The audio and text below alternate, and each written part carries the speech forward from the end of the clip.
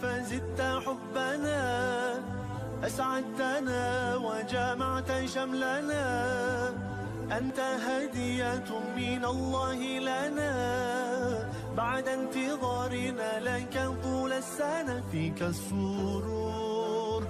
السلام عليكم ورحمة الله وبركاته। সম্মানিত দর্শক ও শ্রোতা সকলকে ঈদের শুভেচ্ছা। ঈদের শুভেচ্ছা বিনিময় সম্পর্কে আমাদের বিভিন্ন দেশে বিভিন্ন শব্দ প্রচলিত রয়েছে। অনেক দেশে ঈদ উন সাঈদ বলা হয়, অনেক দেশে ঈদ মুবারক বলা হয়।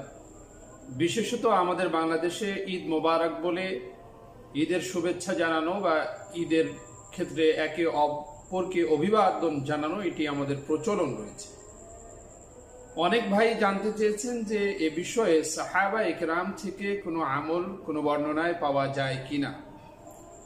সুতরাং সে সকল প্রশ্নের ভিত্তিতেই আমরা দেখলাম যে হাফিজ ইবনু হাজার আসকালানী রহিমাহুল্লাহ তাআলা তার কালজয়ী হাদিসের ভাষ্য গ্রন্থ বুখারী শরীফের ভাষ্য গ্রন্থ ফাথুল বারির ভিতরে তিনি উল্লেখ করেছেন যেই বর্ণনাটি জুবায়ের ইবনে নুফাইর থেকে বর্ণিত হয়েছে।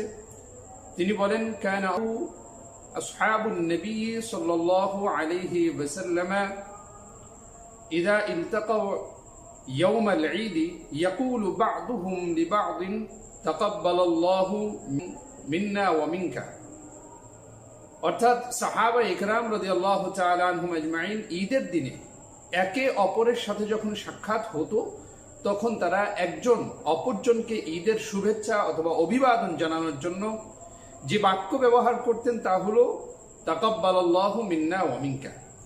সাহাবা ইকরাম রাদিয়াল্লাহু তাআলা আনহুম আজমাইনের এই শিক্ষা আমাদেরকে অনেক বড় ইসলামের একটি সুমহান বার্তা দেয়। সেটি হলো আদ-দীন ওয়ান নাসিহা, অর্থাৎ দ্বীনের প্রত্যেকটা বিষয় এবং আমলের ভিতরে কল্যাণকামিতা থাকে।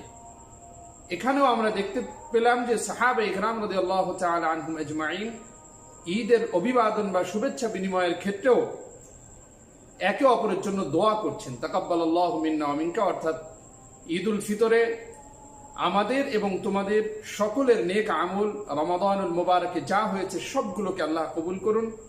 আর এটি যদি ঈদুল আযহার ক্ষেত্রে হয় অর্থাৎ কোরবানি সংক্রান্ত নুসুক সম্পর্কিত যতগুলো ইবাদত আমরা অথবা তোমরা করেছো আল্লাহ তাআলা সবগুলোকে কবুল করে দিন।